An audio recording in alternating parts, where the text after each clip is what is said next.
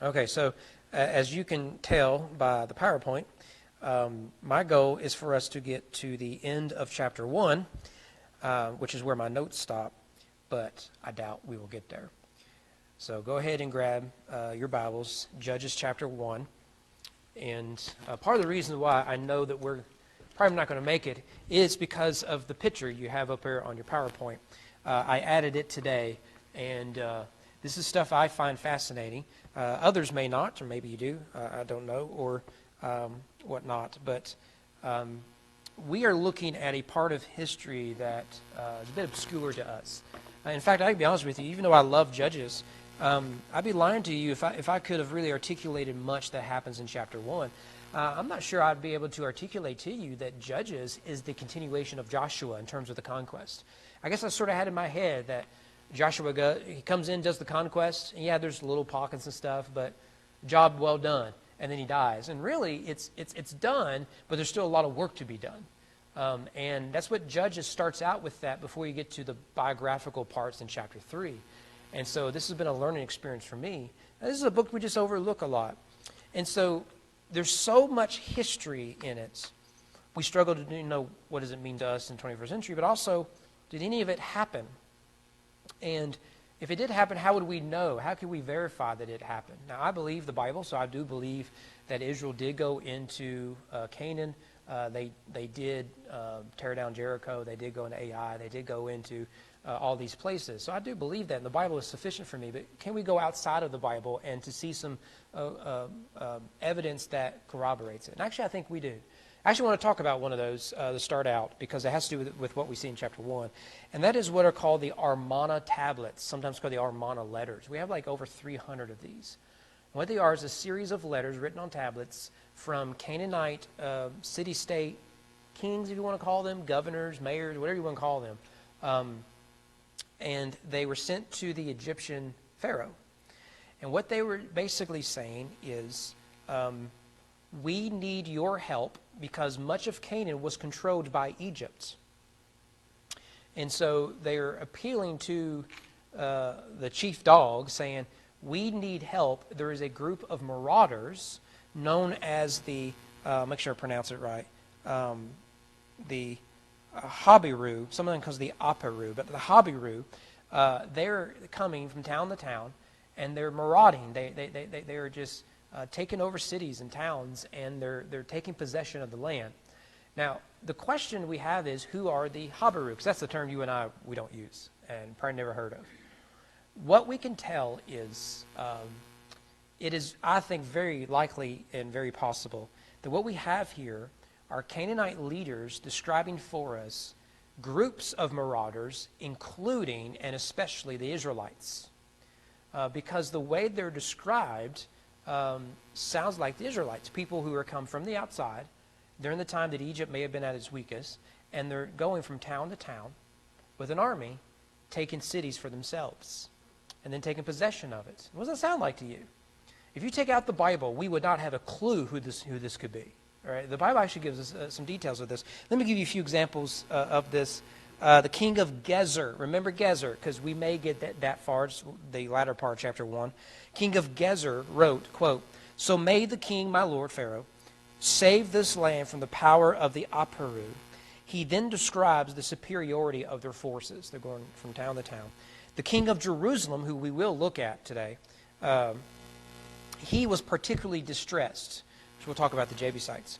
Quote, the war against me in Jerusalem is severe. The Aparu has plundered all the lands of the king of Pharaoh. If there are no archers, lost are the lands of the king. And what's also interesting, as we discover, is that a lot of these guys are complaining that there are other city-states who actually ally with these Hapiru, these marauders. And interestingly, if in Joshua and Judges, we discover there are certain towns that are never attacked. One of them is Shechem. If you read the Amarna tablets, we discover that Shechem apparently allied itself with the Hapiru. Now, the Bible never says Shechem did that. It's just they're never attacked according to the Bible. Well, that may give us some backdrop as to why they were spared early on, because they allied and helped the Hapiru, who I think most of them are going to be the Israelites, in town are doing that. So what's interesting is that Egypt never sent help. According to these tablets, they never send help. And we're always wondering, why is that? I have an idea. The army was just wiped out by the crossing of the Sea of Reeds, the Red Sea. And you just had 10 plagues just wipe out its economy. Pharaoh's got bigger fish to fry, not to mention slaves leaving. Yeah, Don.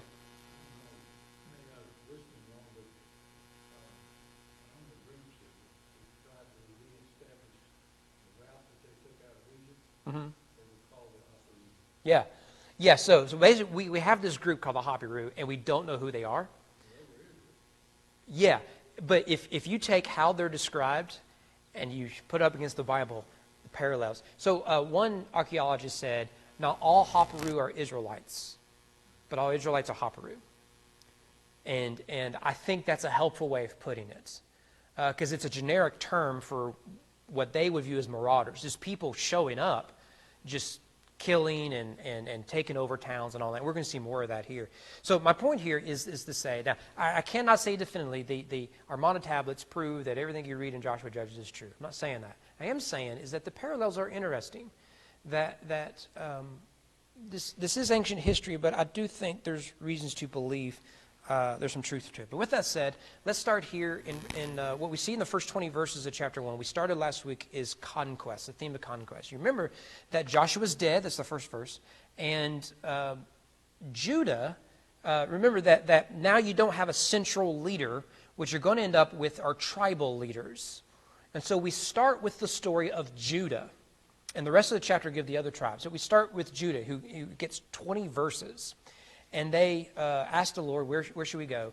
And God sends them out, and they go from town to town, for the most part, taking possession of the land. And they have the tribe of Simeon with them, because some of Simeon's allotment is in Judah. Well, we left off in verse 15, so let's pick up where we left off, verse 16, and continue the narrative. It's still Judah. So verse 16, the descendants of the Kenite, Moses' father-in-law, went up with the people of Judah from the city of Palms into the wilderness of Judah, which lies in the Negev near Arid, and they went and settled with the people. And Judah went with Simeon his brother, and they defeated the Canaanites who inhabited Zephath and devoted it to destruction. So the name of the city was Hormah. Judah also captured Gaza with its territory, and Ashkelon with its territory, Ekron, if you're from Breckinridge County, Ekron with its territory. And the Lord was with Judah, and he took possession of the hill country, but he could not drive out the inhabitants of the plain because they had chariots of iron. And Hebron was given to Caleb as Moses had said, and he drove out from it the 3 sons of Anak. So we talked about the Anakim last week, giants, Nephilim, all that, so I don't want to go into all that. So what we have here in verses 16 to 20 are the final victories of Judah. He defeats Zephath, Gaza, and Ashkelon. Now, verse 16 is interesting. The descendants of the Kenite, Moses' father-in-law. Of course, Moses' father-in-law, Jethro, was a Midian, not a Kenite. So what do we do with this? I don't know. The most prominent view, which probably most likely, is that much like a Judahite is an Israelite, but you could be called an Israelite or a Judahite, so too Jethro is both a Midian and a Kenite. That is to say, perhaps the Kenites are a tribe among the Midians. That's kind of the common view.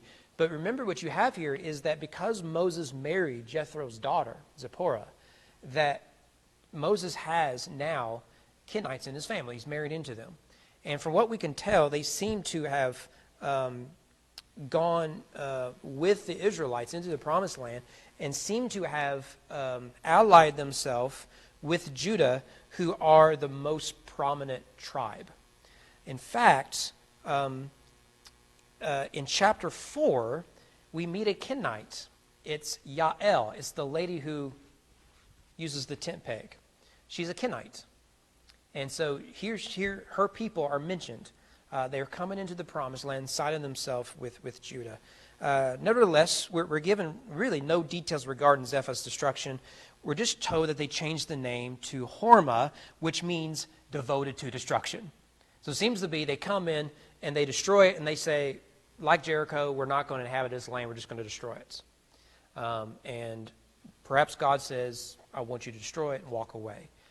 Remember that we often, because we're ignorant of ancient Near Eastern culture, we think of the Canaanites as innocent bystanders of these marauders. No, they're under the judgment of God. We are to associate them with the Nephilim of the days of Noah. That's why the Anakim are mentioned. What the Israelites are doing, they're cleansing the land like a flood. So you have to go through Noah to get to Adam, basically. They want to create a promised land flowing milk and honey, a Garden of Eden. But you have to flood the land. You have to cleanse it first. Verse 18, Judah finally captures the future Philistine cities of Gaza, Ashkelon, and Ekron. But again, if you live in Meade County or Breckinridge County, you have to do it with your Kentucky accent. It's Akron. I don't know if you've ever been to Akron. Not too far from Guston, I think it is. But there's a good church out there. I remember I went to a revival for. Really nice people. But these cities continue to pop up in ancient Israel. One of those cities is still popping up in the news. Gaza. You're like, hey, I've read that. Gaza. Hey, we're still fighting over Gaza, aren't we? These are probably, and look, if you just do a word study of these cities, they're going to pop up everywhere. And they're going to pop up particularly with the Philistines, or people of the sea. But then in verses 19 and 20, we get a summary of victories. God blesses the Judahites except regarding the inhabitants of the plain. The cause of their failure seems to be tied to technology. It says there at the end of verse 19 that these Canaanites had chariots of iron. Now, this is a historical comment. They could not beat these people because they had superior technology. We know this, right? I mean, America has won a lot of battles and wars because we have the best technology, and we've gone after some nations that didn't. We went after Saddam Hussein twice. He didn't stand much of a chance. And mostly because we got bigger guns than they do. Right? We know this. And that makes it really difficult to win wars when you don't have the technology. I mean, think about it. If my son and his buddies pick a basketball team, my son does not like basketball, bless his heart. But he went up against a bunch of 7-foot NBA players. They could play the best game of their life. They ain't winning. You know? And so, but however, that phrase, chariots of iron, is interesting because they've gone up and we lost because they got better technology than us. And iron is a very expensive tool at this time. And the Israelites don't have access to that. They're former slaves. They have no home. So they're at a real disadvantage. However, I think this is a theological statement. We're going to come back to this here in a minute. But Joshua promised them that despite their inferiority, they would still win. Let me give you an example of this. This is Joshua 17. The people of Joseph said, so this is Ephraim and Manasseh, those tribes. The hill country is not enough for us, yet all the Canaanites who dwell in the plain have chariots of iron. There it is. And that's what we read here. Now, here it's the sons of Joseph, the Ephraim and Manasseh tribes. But here it's Judah.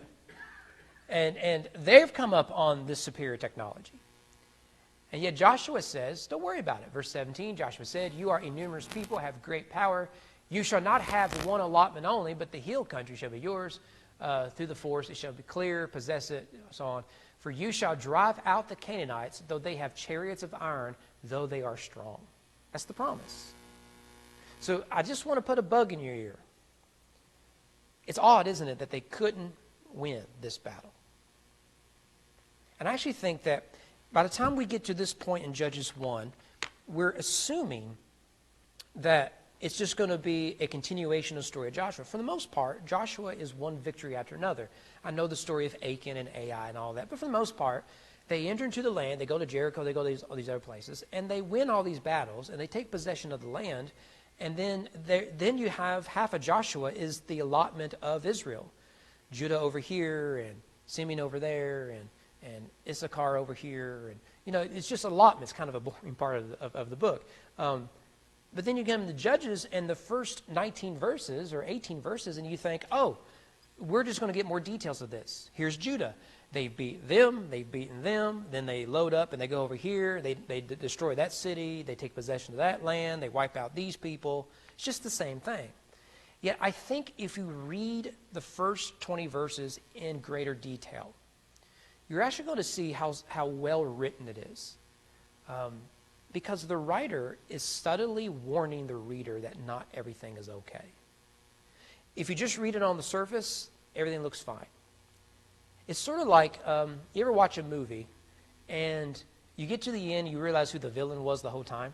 You go back and you rewatch the movie, you're like, oh, how did I miss that? That comment they made there, now that I know how the story ends, I can now read it in a different light. Sixth Sense is a good example of that. Everyone who discovers, spoiler alert, Bruce Willis's character was dead all along, you go back and watch, you're like, the director was telling me he was dead, I just didn't see it. I think we could do that here with these opening 20 verses of Joshua. Let me give you three things here to sort of show you real quick, because I think there's real application here. We know the book of Judges is where Israel just fall apart. They really abandon the Lord, and God is gracious to them, but they just abandon the Lord.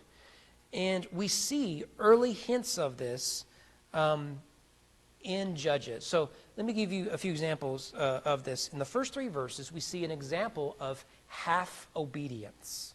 If you want to see the reference here, verse 2. So in verse 1, they inquire of the Lord, who will go up to fight for us? Verse 2, the Lord said, Judah shall go up, for I've given him the land. Okay. So what is the commandment of God? Judah, go up, get the land. All right, there's no confusion about that from the writer. What do we read for the next several verses? Judah and Simeon take the land. You see the half obedience. So subtle. So you read through this, you're like, okay, yeah, Simeon and Judah, best buddies. They're brothers. And their allotment overlaps. It makes sense. If Simeon helps Judah, Judah helps Simeon. The command was not Judah and Simeon. It's Judah. It's half obedience. Half obedience. It's just so subtle. Let me give you another example of this, and this is small compromises. I use the word small, but I think when you see this, you're going to realize it's not very small. In verses 4 to 15, there's that gross story we looked at last week where they go in to Bezek, and they take the king, Adonai Bezek, the lord of Bezek, the city of Bezek. You remember what they do to him? They capture him, and they cut off his thumbs and toes. You remember why? He did the same thing to 70 other kings. And we talked about that. Number 7 is interesting. It's 7 times 10, for those of you who went to public school in Nolan County, and 7 and 10 are perfect numbers. So, and you get the 70 nations in Genesis 10:11. Jesus sends out the 70 to do door-to-door evangelism, I guess. And so that number is interesting. And remember, his response is not, this is unjust. His response is, well, of course this is what happens to me. Because I've spent my political life not just mutilating those whom I defeat, but humiliating them. Because I make them to scrap food off the bottom of, below the table just to eat without their thumbs and toes. So I'm not just mutilating them so they can't war against me. I'm humiliating them. So he says, this is the way it goes. Now, pause there.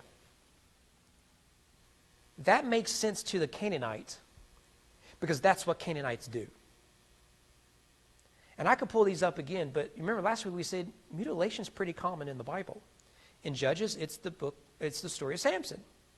Who mutilates Samson? The Philistines. Later we see that it happens to Nahash, King Nahash, and it happens elsewhere. Remember that the Babylonians come and pluck out the eyes of King Zedekiah. Last thing he sees is the murder of his children, and his eyes are plucked out. You'll notice a pattern here. It's almost always Canaanites or Gentile pagans doing this. You want to know who doesn't mutilate people? The Jews. But what do we see them doing here? What's the commandment? The commandment is for them to wipe everyone out. This is a flood. You got to cleanse, wipe everyone out. But what do we see the Hebrews doing, the Judahites doing? They're mutilating. That is what Canaanites do. That is not what Hebrews do. So we see these small compromises that we're really going to see starting in verse 21 with the other tribes. Is already we're seeing they're acting like Canaanites when they're supposed to be cleansing the land of Canaanites.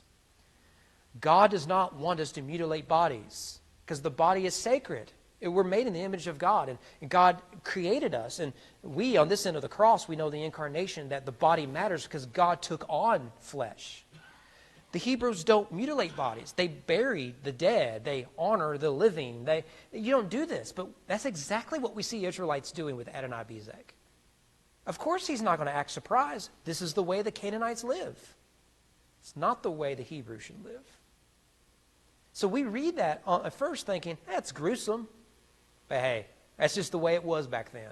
When in reality, the writer wants you to say, pause for a minute. Why are the Hebrews doing what the Canaanites do? That's the problem in Canaan. If you don't cleanse the land, you'll succumb to it. That's what happens to Israel throughout all these small compromises. The third one I put up here as failure, but I didn't really know how else to describe this. And that is what we just saw, that God promised them that if they would do all that he asked, that they would clear the land and cleanse it. And yet we see that Judah failed. So they have triumph after triumph after triumph, conquest after conquest after conquest, and all of a sudden it just stops. And we're going to see that this picks up the narrative with the other tribes in chapter 1. And it implies something is rotten within Israel already. There's a cancer, and it's affecting their ability to cleanse the land. Yeah, Don.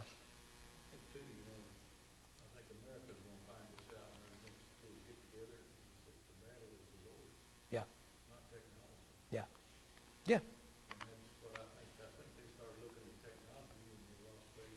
Yeah. Right. Right. Now, this story, in that context you bring up, is what the story of David is all about. Because you have Goliath, who has, because he's Philistines, he's got all the iron, he's got a monopoly of that. And that's why the text spends so much time on his armor, the technology. He's got the shield, he's got scaly armor. And no one can take him down, and Israel is inferior technologically. And David has a sling and a few rocks. Yeah. And he says that if I can slay the lion, which is like Samson, and I'm just a little shepherd boy like Moses, why should I fear this Nephilim-like character? And the son of Judah, David, does what the Judahites couldn't do here, which then allows you to go right to Jesus. So, yeah, it's almost like the Bible was written by God. So you get conquest, the first 20 verses, and then it's clear that you're getting the compromise here in the rest of the chapter. So again, that we were thinking on the surface, hey, it's all going to be good news, but actually, starting here, we realize, yeah, this is a terrible story. Start with the Benjaminites, verse 21. Says, but the people of Benjamin did not drive out the Jebusites who lived in Jerusalem, so the Jebusites have lived with the people of Benjamin in Jerusalem to this day. That's all we get. That's basically all you're going to get with the Benjaminites in this chapter. That's it. You got 20 verses basically of Judah, one verse for the Benjaminite. That's typical of what it is we're going to find. Now, earlier you may remember Judah sacked Jerusalem. Here the Benjaminites can't sack Jerusalem. This is where Judges, as a modern reader, is going to be confusing to us, and we have to accept it. There is overlap here chronologically the writer does not care about, because he's developing a different narrative, and it's done by tribe, not by timeline. So I'm going to make another Lord of the Rings reference. If this doesn't make sense, skip it.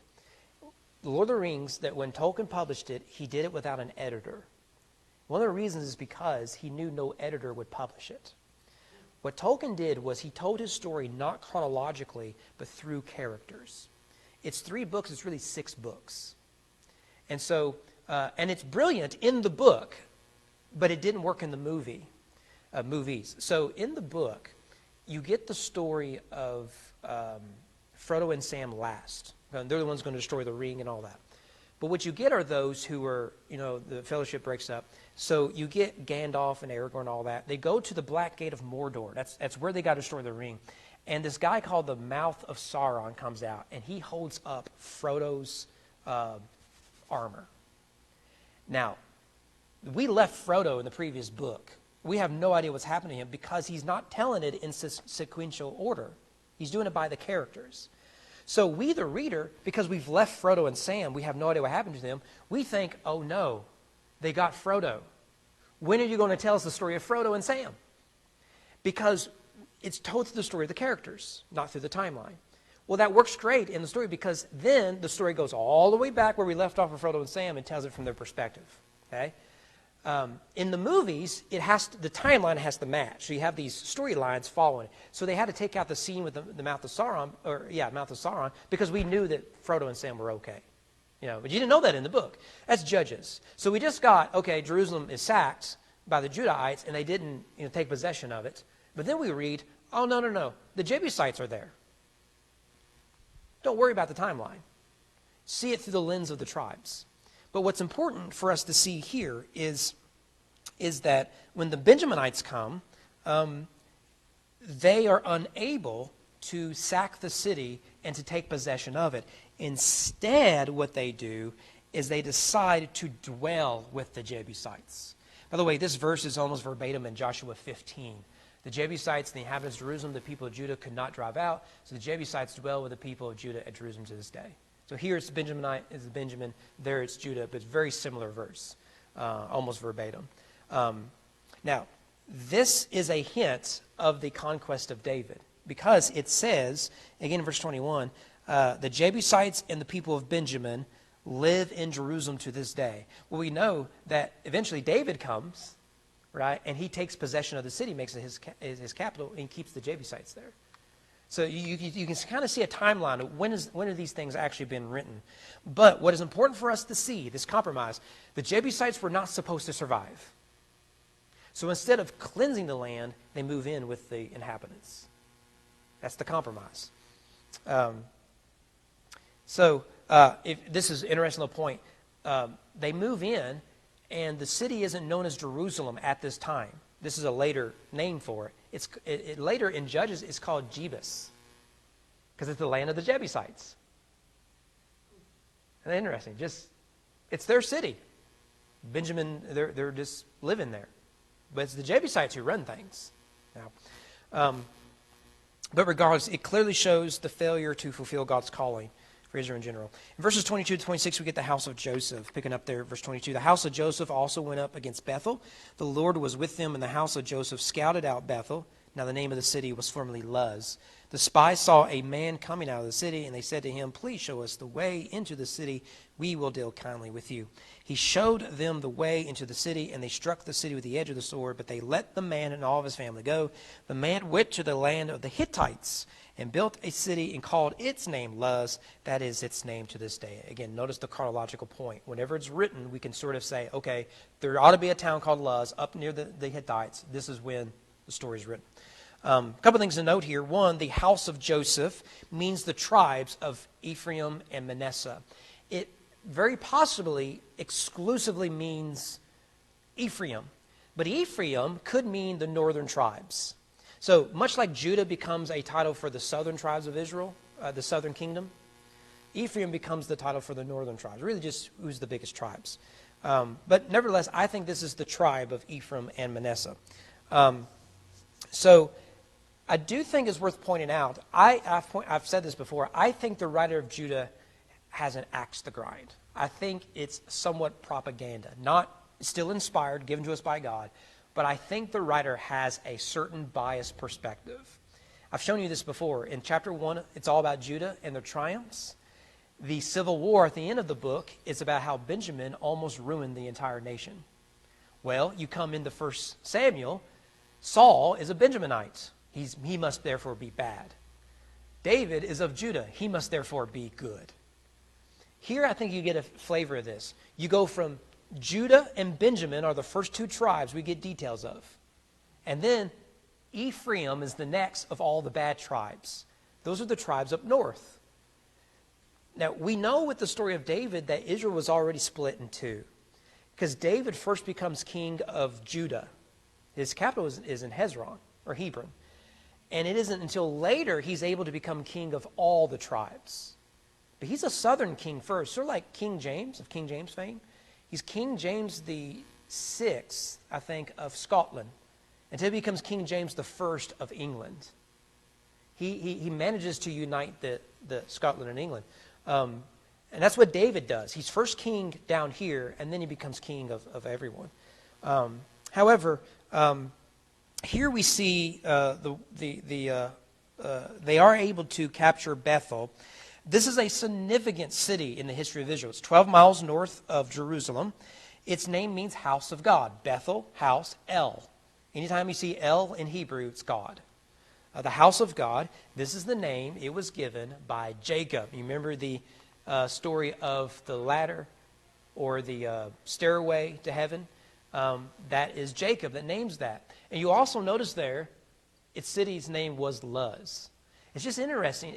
The Bible was written by those who were living in the world of the Bible. These little details, I think, are important. Because he's saying, look, Bethel, let me tell you where Bethel is. You know where Luz is? That's Bethel. So everybody knows where Luz is at this time. Which means that they know where it is they're talking about. They're not making stuff up. There's a history here, and they're telling that to us. Now, Bethel would become a key religious city in the history of Israel, both in general, but also in the northern tribes in the divided kingdom. For example, the Ark of the Covenant is put here. In Judges chapter 20, we discover this. The Ark itself. You remember that it is David who has to move it, I believe, from Bethel to Jerusalem. That's when he's wearing the priestly ephod and he's dancing, and his wife don't like that. So he has to march it from Bethel, 12 miles south, to Jerusalem. And you remember he gets to Jerusalem, he doesn't have a temple. So he thinks, you need a temple. I have this great palace. You don't have a palace. And that leads to Solomon. Samuel will conduct business here. We don't need to read all this. You can see it. So he's like a judge in general of Israel, and one of the main cities he operates out of is Bethel. Very important city. Finally, Jeroboam, the first king of the northern tribes, the divided kingdom, he tries to turn Bethel into Jerusalem. So basically what it comes down to, as this text says, is Jerusalem is the center of everything. Well, he just broke off from Jerusalem. He has to come up with his own Jerusalem. He chooses Bethel. But what's interesting is we're not going to worship Yahweh in Bethel. We're going to make golden calves in Bethel. Does that story sound familiar? Burning golden calves? Yeah. He's the new Aaron. And that's not a compliment. Yeah. We'll come back to Jeroboam later. Now, this capture of Bethel, does it sound familiar? One of the most famous stories in all the Bible follows the same pattern. You tell me if you can think of a story where spies scout a city. They find, Jericho. They find someone in it. So they scout the city, and they send in spies in verse 24. And also in verse 24, they find someone who knows the city well and is willing to help them. In Jericho, it was a woman, a harlot, who lived like on the edge of the wall, which ended up surviving. We know that archaeologically, ended up surviving. In Bethel, it's an unnamed man. That detail is important because we know Rahab. We don't know the name of this guy. One's a man, one's a woman. All right? With the help of the spy, they're able to sack the city, and they let their spy go. He's different from Rahab in a very important detail. Rahab joined the Israelites. We know there's several Gentiles with the Hebrews. Rahab joins them. So she has a type of conversion. You remember the story is the spies come and they say, look, we're all scared to death. I'm on your side. Now that makes sense in light of her being a harlot, right? She's not loyal to anyone, but she sees that God is with the people of Israel, and so she joins them and stays with them. And we know she stays with them because she is of the line of Judah, the line of David, the line of Jesus. She's one of, I believe, 3 women mentioned in genealogy of Jesus in Matthew chapter 1. This gentleman, he doesn't stay with them. It's an opportunity to save his life. And so he gives them all the information. They keep their end of the bargain. Hey, we'll let you and your family go. And he goes off to join the Hittites, not the Israelites. That's the point of the story. So this compromise, it's not conquest, it's compromise. In the one end, they do what God wanted them to do. They took possession of Bethel. Bethel, what an important city. But in reality, thinking they were doing things like my daddy always told me the story of Jericho. Let's do it like that. And actually, the most important part they're getting wrong. And it's going to affect them because the Hittites are going to be a thorn in their side the rest of their history.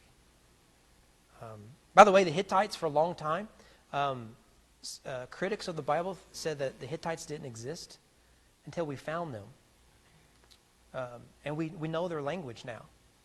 I've got a book in my office right now. It is all about the Hittites. So, I mean, for years, decades, centuries, people say you can't trust the Bible. The Hittites didn't exist. And then we started digging. So, I think that's fascinating. Verse 27 and 28, we meet Manasseh. So we went from Benjamin to Ephraim to Manasseh. That order makes sense. Verse 27, Manasseh did not drive out the inhabitants of Beth Shean, so house of Sheen, and its villages, or Ta'anak, because you got to pronounce those vowels, and its village, or the inhabitants of Dor and its villages, the inhabitants of Iblim and its villages, or the inhabitants of Megiddo. There you go, end times buffs. Armageddon.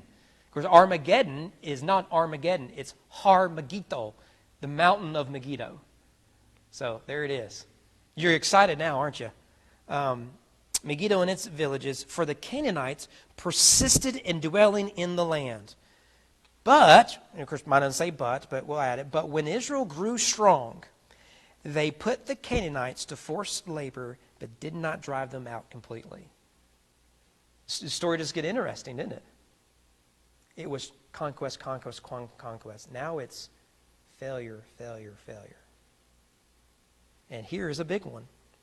So they failed to drive out the Canaanites from their land. One of the reasons for their failure could be tied again to the superiority of the Canaanites. For example, Joshua 17:6. I don't have it up here.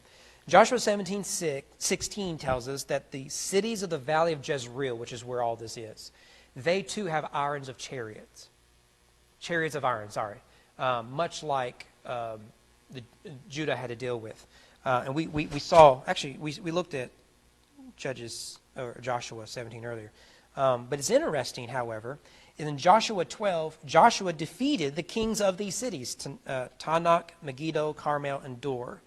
So despite Joshua's victories, they never had a permanent Israel presence there.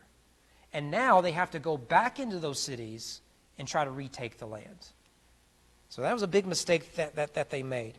Well, despite the failure to defeat and to conquer these cities, they decide to grow stronger and force them into labor. This is slavery. Now, this is interesting, is slavery in the ancient world was ubiquitous. I've shared this before, that one of the reasons that the Romans wouldn't let you have some sort of identity marker for slaves is they feared that the slaves, once they discovered how many of them they were, they would unite and overthrow the government. It's like at least a third of the population were slaves. I just want you to pause. In America, that's over 100 million people. Now, with that said, slavery is equally ubiquitous today, both in terms of economic slavery and sexual slavery. Slavery is all over the world. And the fact that we're appalled by it in terms of the global world makes us weirdos. Slavery historically has just been around. However, I want you to notice this, that for the most part, and it gets complicated, but just in general, what the Israelites are doing to the Canaanites is what the Canaanites did in general. It's just like Adonai-Bezek. This is what the Canaanites do. I mean, wouldn't you like to have free labor? Yeah. And if you can subjugate them, why kill them when you can enslave them? They're acting like the Canaanites. Now, this becomes a problem for Israel, particularly someone like Solomon. Let me give you two examples of this. When Solomon built the palace, he enlisted slave labor. Now, this has been a problem in Israel's history. Remember that the first slave, you can correct me if I'm wrong, the first slave we meet in the Bible is Abraham's mistress, Hagar. Here you have a Jewish man with an Egyptian slave. She must flee captivity to go home. Later, it is the Egyptians who enslaved the Israelites. They must flee captivity to go home.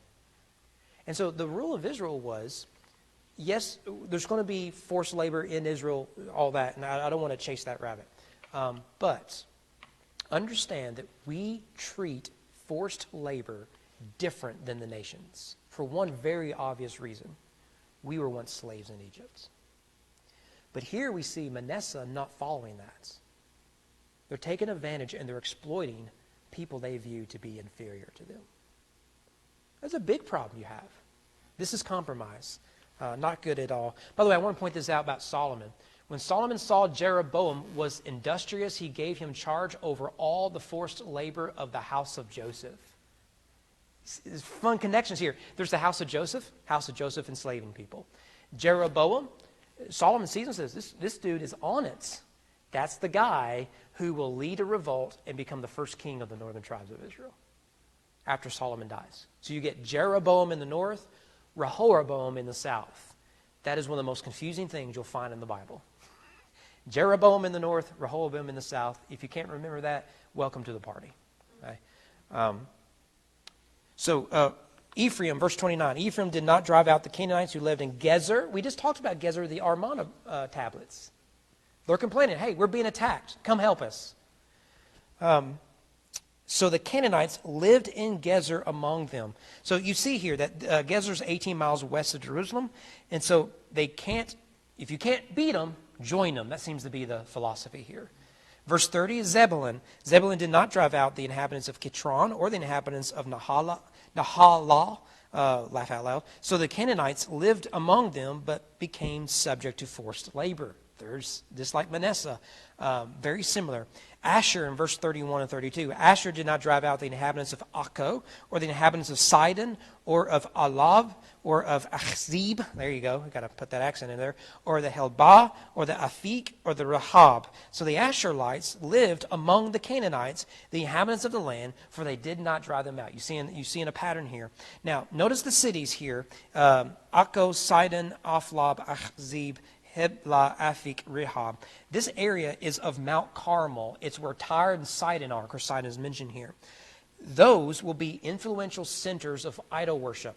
Jesus will come later. He'll say to Israel, if the inhabitants of Tyre and Sidon had a fraction of the revelation you had, they would have repented a long time ago. Because in the Jewish mind, Tyre and Sidon are like Sodom and Gomorrah. They're wicked cities of idol worship. Here we see the beginning of that. Asher was unable to cleanse the land of idol worship. What do? They just move in next door. So, verse 33, we meet Naphtali. Naphtali did not drive out the inhabitants of Beth Shemesh, the house of Shemesh, or the inhabitants of Beth Anath, the house of Anath. It's a Canaanite god, we'll see. So they lived among the Canaanites and the inhabitants of the land. Nevertheless, the inhabitants of Beth Shemesh and Beth Anath became subject to forced labor for them. There's that reference to slavery again. Notice here that in Judges 1, slavery is a bad thing. These are freed slaves with slaves.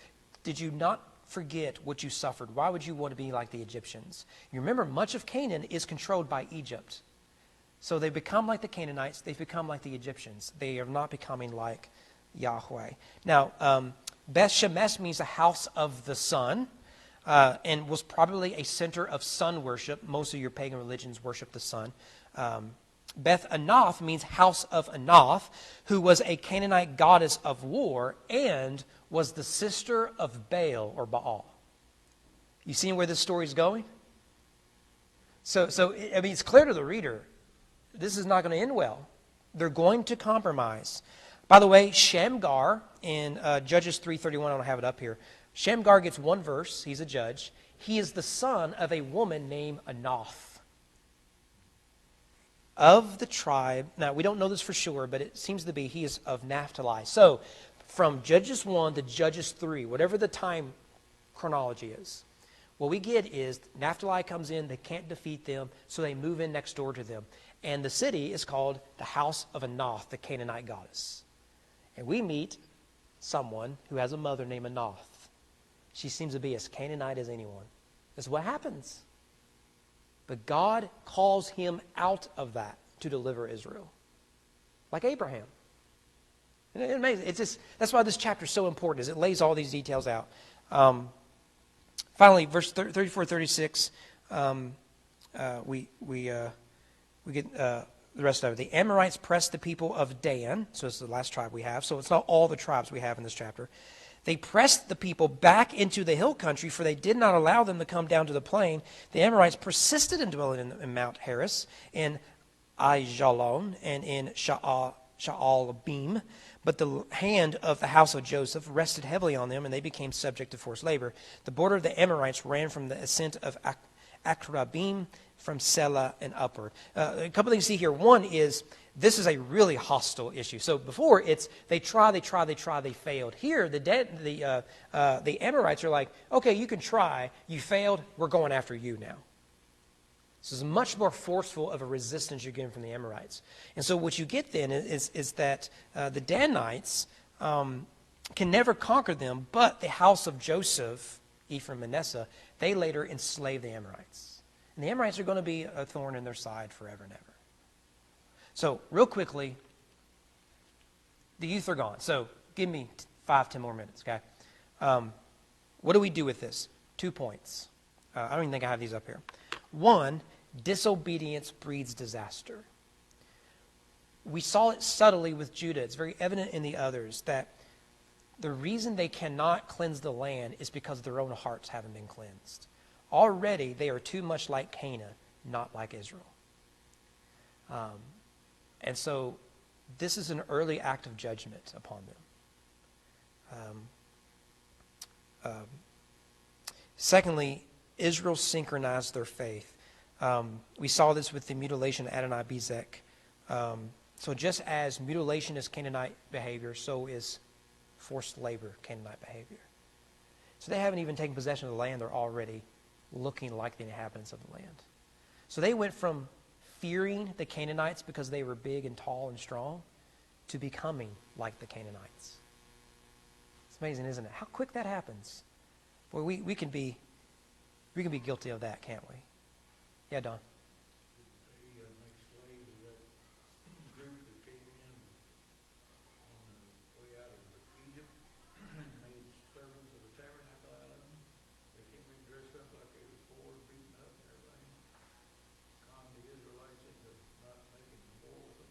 Oh, in Joshua? Is that Joshua? It's the Gibeonites, right? Yeah, that's Joshua. Yeah, I don't know what they ended up doing with them. But yeah, Yeah. Oh. And then they became believers, I think. Hope so. Well, one last thing is to consider this.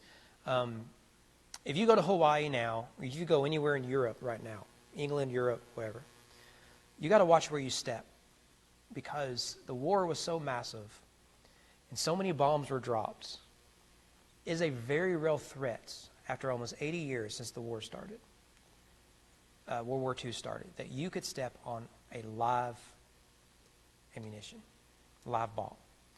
In fact, we're still finding these in Hawaii now, but certainly throughout Europe. I found a story about Hawaii online, and it was a local news story. But this is a major problem in Europe, that even though these bombs were dropped, these weapons were put there decades ago, because they were ignored and tolerated and things grew up around them and you didn't see them anymore, doesn't mean that they weren't going to come back and be a real danger to you. That's what compromise does. What compromise does, particularly in the realm of following Jesus, is we convince ourselves the small compromise won't matter. And eventually, we can ignore it. It can go dormant until we realize we're not even the people of God anymore. We've compromised so much. We can look back and see, I'm more Canaanite than I am Hebrew. Judges is a real warning to us in that regard.